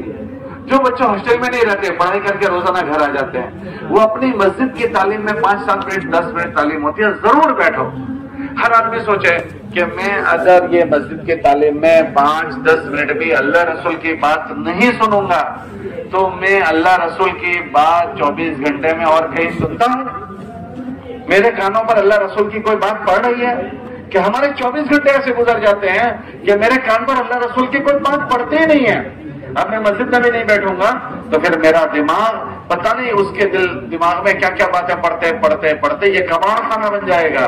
اس میں سے اللہ رسول نکل جائے گا. اس لیے روزانہ 5-7 منٹ جو بچے ہاسٹل میں رہتے ہیں وہ اپنے ہاسٹل میں تھوڑا سا ٹائم نکالیں. وہ نماز بھی ہاسٹل میں جماعت سے پڑھیں. کیسے پڑھیں؟ جو تمہاری ریسیس ہوتی ہے اس ریسیس میں تھوڑی دیر 10 منٹ اپنے ساتھ اپنا مصلی لے لو. چھوٹا سا مصلی ہوتا ہے, آج کل تو سفر کے مصلی پلاسٹک کے ہوتے ہیں. ریسیس میں پڑھ لو. اپنی نماز کسی حال میں مت جان. تم اجتماعی نماز پڑھو گے نا, بھائی بیٹا کہاں جاتے ہو تم لوگ؟ ایسا نہ کرو بچے, ایسا نہ کرو. ہم تو بات سمجھنے کی سمجھانے کی کہہ رہے ہیں اور آپ ابھی سے اٹھ کر جا رہے ہو. اچھا لگتا ہے آپ کو اور ہنس رہے ہو ابھی. اچھا خدمت میں جا رہے ہیں. اور میں یہ عرض کر رہا تھا کہ بھائی خدمت کے نام پر سارے ہی جاؤ گے کیا؟ ہے بھائی, خدمت کے نام پر سبھی چلے جاؤ گے؟ میں عرض یہ کر رہا تھا کہ کیا کہہ رہا تھا کہ نماز کو کوشش کرو اجتماعی پڑھو. تمہاری برکت سے اس اسکول میں بہت سارے اور مسلمان ہوں گے. ان کی وہ ایسے دیہاتوں کے ہوتے ہیں کہ ان کے بعض دیہاتوں میں مسلمان ہیں لیکن وہاں مسجد نہیں ہے. جن دیہاتوں میں مسجد نہیں ہوتی ان دیہات والوں کے کان پر اللہ رسول کی کوئی بات بھی نہیں پڑتی. بھائی ہمارے وہ دیہات جن دیہاتوں میں مسجد ہیں وہاں روزانہ 5 ٹائم مؤذن اذان پڑھتا ہے, اللہ اکبر اللہ اکبر, تو اس کے کان میں اذان پڑھ رہی ہے. وہاں مولانا صاحب ہیں, بیان کرتے ہیں جمعہ میں, روز تعلیم کرتے ہیں, تو کان میں اللہ رسول کی بات پڑتی ہے. آپ کے اسکول میں ایسے بچے کئی دیہاتوں کے ہوں گے کہ جہاں جو مسلمان ہیں 1 مکان ہے, 2 مکان ہے, 3 مکان ہے, نہ مسجد ہے نہ مولانا صاحب ہے. ان کے کانوں پر اللہ رسول کی کوئی بات ہی نہیں پڑ رہی. آپ ان سے مل کر دیکھنا. ابھی ہم لوگ علی گڑھ گئے تھے. علی گڑھ سے ہم متھرا جا رہے تھے. راستے میں مغرب کی نماز پڑھنے کے لیے ایک جگہ رکے, تو وہاں نماز پڑھ کر مغرب کی نکلے تو 4 بچے کونے میں کھڑے تھے. انہوں نے کہا السلام علیکم. مجھے حیرت ہوئی, اچھا یہ مسلمان ہے. تو میں ان سے ملنے گیا. خیریت, کیسی طبیعت, یہ پوچھا میں نے. اس کے بعد میں نے ان کو پوچھا کیا کرتے ہو؟ کہا میں یہاں اس ہوٹل میں ہمارے بہنوئی کام کرتے ہیں, ان سے ملنے گئے. تو میں نے کہا کہ آپ نے ہمارے ساتھ نماز نہیں پڑھی؟ ہم نے نماز پڑھی. تو کہنے لگے ہمیں نماز پڑھنا نہیں آتی ہے. میں نے کہا کیوں, آپ کہاں رہتے ہو؟ کہ یہیں ہمارا 40 کلومیٹر پر گاؤں ہے, وہاں رہتے ہیں. تو نہیں 40 کلومیٹر نہیں اور کم کہا انہوں نے کہ وہاں گاؤں ہے, وہاں رہتے ہوں. آپ کو کیوں نہیں آتی ہے؟ کہا ہمارے گاؤں میں مسجد نہیں ہے, ہمارے گاؤں میں مولانا صاحب بھی نہیں ہے. کتنے مسلمانوں کے مکان ہے؟ وہ کہنے لگے 40 مکان ہے.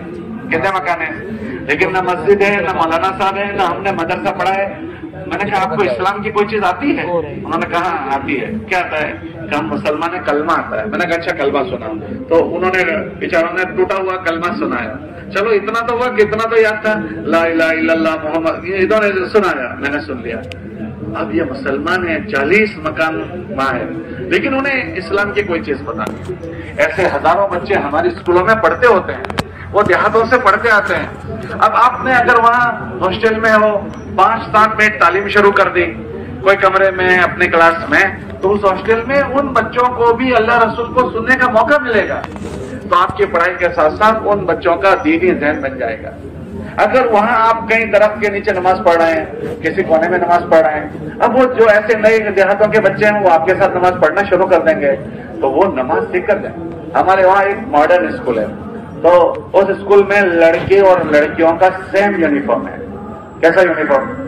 سیم، جینس اور ٹی شرٹ سب کو پہننے کا۔ تو ایک لڑکا ملا، وہ کہنے لگا کہ ہمارے وہاں کون مسلمان ہے ہمیں پتہ نہیں ہے، کون مسلمان ہمیں نہیں پتا ہے، کیونکہ ہم سب کا یونیفارم کیسا ہے؟ سیم ہے، پتہ نہیں چلتا کون مسلمان ہے۔ تو اب ہم کیا کریں، ہم کیسے نماز پڑھیں؟ ہم نے ان کو کہا کہ آپ کے پاس ریسیس وغیرہ چھٹی جو ہوتی ہے اس میں آپ نماز پڑھو، جو مسلمان ہوں گے تمہارے پاس آ کر وہ نماز پڑھنا شروع کر دیں گے۔ کہ ہمارے وہاں دھارمک ودھی کوئی نہیں کر سکتے ہمارے کمپاؤنڈ، کوئی بات نہیں، مت کرو بھائی، تم کمپاؤنڈ کے بعد چلے جاؤ، روڈ کے وہاں درخت پر پڑھ لو۔ اگر صحیح ترتیب سے نماز پڑھیں کوئی کبھی منع نہیں کرتا، ہماری غلط ترتیب سے منع کرتے ہیں۔ کس سے منع کرتے ہیں؟ دیکھو آپ سب سال سے ہوائی جہاز میں نماز پڑھ رہے ہو، ٹرینوں میں پڑھ رہے ہو، کبھی ہم ٹرین میں پڑھے نا تو بیچارے جو ہمارے ملک کے لوگ ہوتے ہیں وہ جگہ دے دیتے ہیں، بھائی پڑھ لو آپ ماشاءاللہ، بولو ایسا کرتے ہیں نہیں کرتے، کبھی کوئی منع نہیں۔ لیکن ہم 5 آدمی لمبی صف کر کے پڑھیں تو پوری دنیا کو ڈسٹرب کریں گے۔ ہماری غلط ترتیب پر لوگوں کا اعتراض ہے۔ کس پر اعتراض ہے؟ غلط ترتیب پر۔ لوگوں کو حیران تھوڑی کریں گے بھائی، سفر میں نماز پڑھنی ہے اور قصر پڑھنی ہے۔ قصر مان لو مسافر ہے، قصر پڑھو، دو پڑھو، مختصر پڑھو۔ تم وہاں بزرگ بن گئے ہو، لمبی نماز پڑھ رہے ہو، لوگوں کو حیران کر رہے ہو، تو وہ تو سب لوگ پریشان کریں گے۔ غلط ترتیب پر لوگوں کو اشکال ہے، صحیح ترتیب پر کسی کو اشکال نہیں۔ جہازوں میں لوگ نماز پڑھ رہے ہیں، کبھی کسی کو کوئی اشکال نہیں ہو، لیکن غلط پڑھو گے تو سب کو اشکال ہے۔ غلط پڑھنے پر تو ان سے کہا کہ آپ اس طرح کرو، تو وہ تھوڑے دنوں کے بعد بچہ ملا، وہ کہنے لگا کہ ہم نے ایسا ہی کیا کہ ہمارے کمپاؤنڈ کے باہر جو درخت تھا اس کے نیچے میں اور میرا دوست نماز پڑھنا شروع کیا۔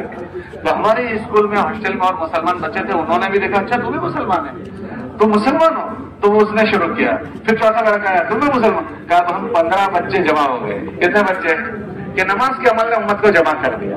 وہ دیہاتوں کے بچے تھے لیکن پتہ ہی نہیں چلتا تھا کون کون مسلمان ہے۔ 15 بچے۔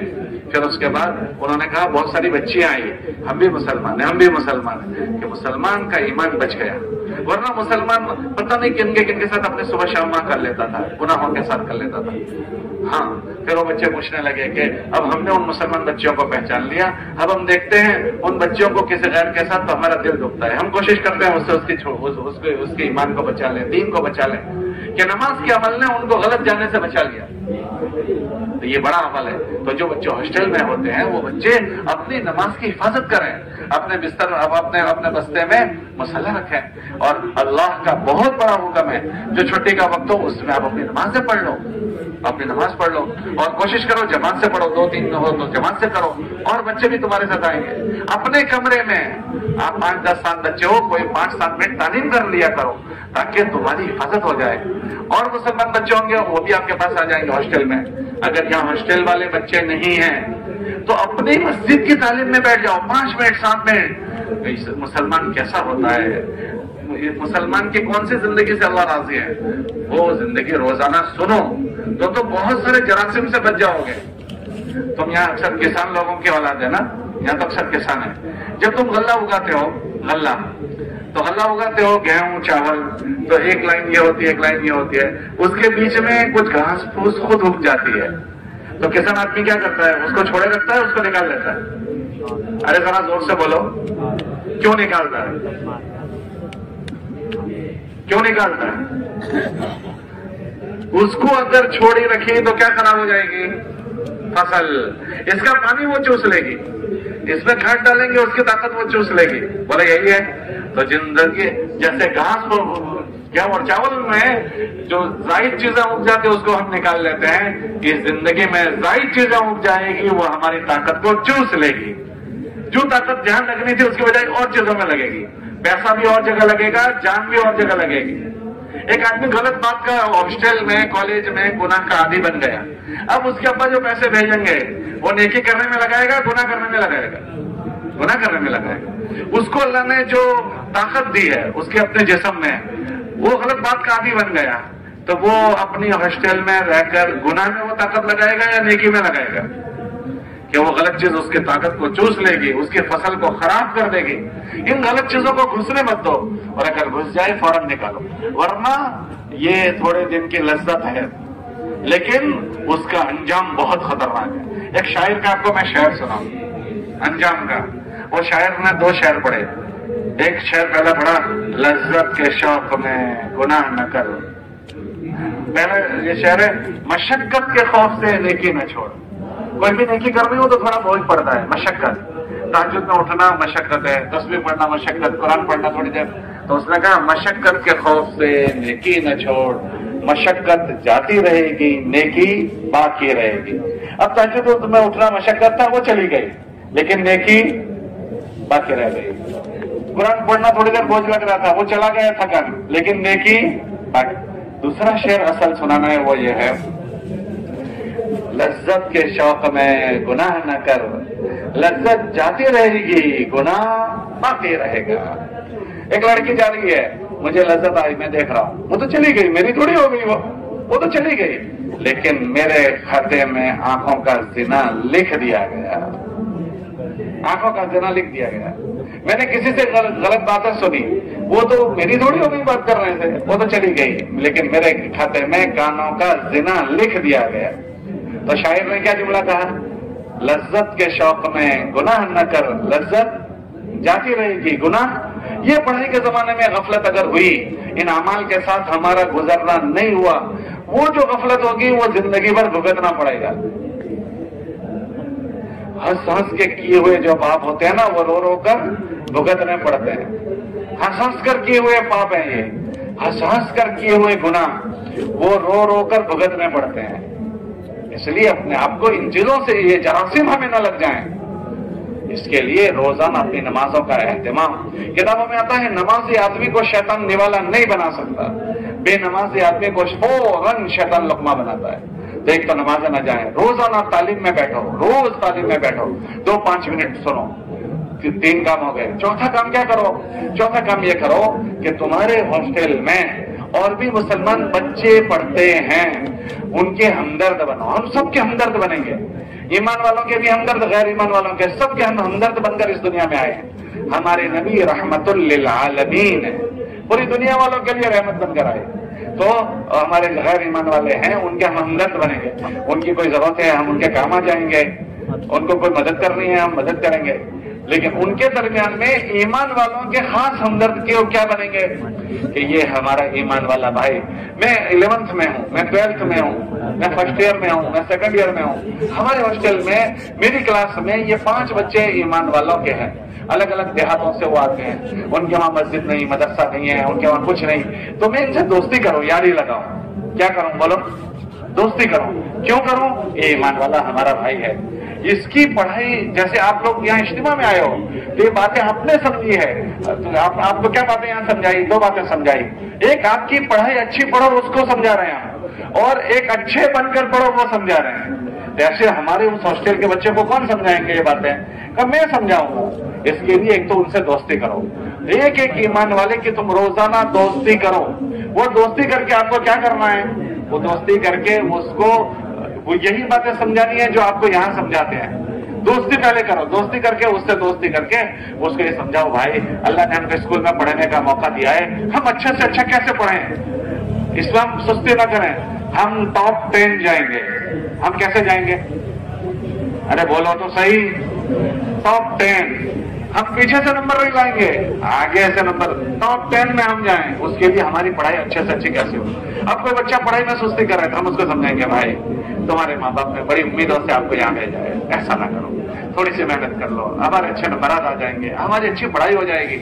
اس کی پڑھائی کو اس کو فکر دلاؤ، کون؟ ہم دلائیں گے۔ وہ کیوں؟ میرا بھائی ہے، ایمان والا میرا بھائی ہے۔ ہمارے نبی نے فرمایا کہ ایمان والا ایمان والے کا کیا ہے بولو، اور فرمایا کہ تم میں سے کوئی آدمی اس وقت تک مومن نہیں ہوگا جب تک اپنے بھائی کے لیے وہ چیز پسند نہ کرے جو اپنے لیے پسند کرتا ہے۔ ایک تو اس سے پرسنل ملاقات کرو۔ کب کرو؟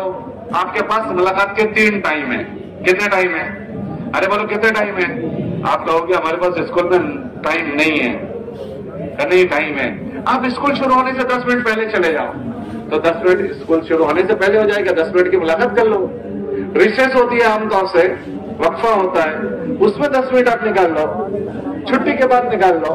उस बच्चे से दोस्ती करने के लिए 2-5 रुपए अपने जेब से उसके ऊपर लगा दो। जब बीच में वक्फा हो गया तो हम वक्फे में उस बच्चे से कहें चलो भाई चाय पी लेते हैं। उसको चाय हमने पिलाई और उसको दोस्ती कर ली, चाहे हमारी 5 रुपए की 10 रुपए की उसको पिलाई, लेकिन वो 10 रुपए में हम उसका दिल जीत लेंगे। बोलो होगा नहीं होगा? फिर हम उससे दोस्ती हो जाएगी, फिर कहेंगे भाई हमारी पढ़ाई में हम सुस्ती नहीं करेंगे, हमारे माँ बाप ने बड़ी उम्मीदों के साथ हमें यहाँ भेजा है। ये हम उनका जहन है। दूसरा, वो अच्छा बनकर पढ़े, उसके लिए हम समझाएंगे भाई हम अपने अल्लाह को नाराज करके नहीं पढ़ेंगे, वरना हम अल्लाह की निगाहों से गिर जाएंगे।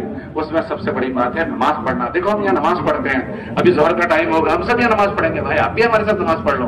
फिर उसके बाद हम 2-4 मिनट तालीम सुनते हैं, आप भी हमारे साथ तालीम सुन लो। इस तरह उन देहात के बच्चों की हम फिक्र करें, वो हमारे भाई हैं। अच्छा चलो बताओ, हमारा सगा भाई किसी देहात में रहता होता तो हम उसके लिए क्या चाहते? उसको स्कूल में वो जाए हो जाए वो चाहते, या वो स्कूल में संभल जाए वो चाहते? हम क्या चाहते हैं? जरा बोलो जोर से, समझ। तो जैसे हम अपने भाई के लिए चाह सकते हैं, तो सारे ईमान वाले हमारे भाई हैं, हम उनके लिए चीज चाहेंगे। इसलिए तीसरा काम, एक तो नमाज आपको पढ़नी है, रोजाना तालीम सुननी है। तीसरा जो काम आपको करना है, आपके जितने स्कूल में बच्चे हों उनको 10 मिनट निकालकर उनकी मुलाकातें करनी है, ताकि एक भी ईमान वाले की जिंदगी बर्बाद न हो। करोगे इसके फिक्र? कितने काम मैंने कहे आपको? पहला काम, पढ़ाई के साथ नमाज नहीं छोड़ेंगे। दूसरा, अगर हॉस्टल में रहते हो तो हॉस्टल में, और हॉस्टल में नहीं हो तो मस्जिदों में तालीम। तीसरा काम, जो बच्चे आपके साथ स्कूल में हैं उन बच्चों की 10 मिनट की मुलाकात करो और उनसे दोस्ती करके वो भी अच्छे बने, उसकी फिक्र करो। अगर वो तुम्हारे मोहल्ले में स्टूडेंट्स हैं तो वो अगर इन गफलत में अपनी मस्जिदवार जमात के साथ मिलकर रोजाना कुछ टाइम अपनी मस्जिद को दो, 10 मिनट 15 मिनट, और अपने मस्जिदवार जमात के साथ मिलकर उनकी मुलाकात कर लो, ताकि वो बच्चा, क्योंकि वो बच्चा हमारे मोहल्ले में रहता है, हमारे स्कूल में नहीं पढ़ता, वो दूसरे स्कूल में पढ़ता है, उसके स्कूल में कोई समझाने वाला नहीं है। हम क्या करें? हम अपने मस्जिद के साथी को लेकर जाएं, उसकी मुलाकात करें, तो वो चाहे दूसरे स्कूल में पढ़ता है, वो बर्बाद होने से बच जाएगा। बोलो होगा नहीं होगा?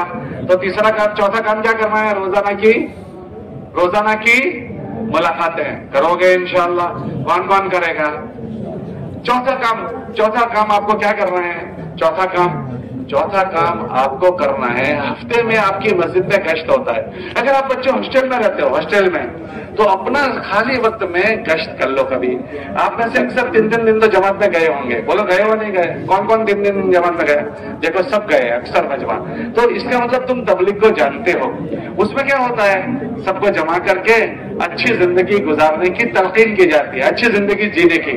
तो अगर तुम्हारे हॉस्टल में हो तुम, हमारे वहाँ बड़ी यूनिवर्सिटियां हैं, तो हमारे वहाँ यूनिवर्सिटियों में बच्चे गश्त करते हैं, थोड़ी देर संडे को गश्त करके बच्चों को जमा कर लेते हैं और गश्त की बात करते हैं और उनको अपनी जिंदगी की फिक्र दिलाते हैं। फिर हॉस्टल से जमात में जाने की तरगीब देते हैं। स्टूडेंट से क्या तश्कील करते हैं पता है?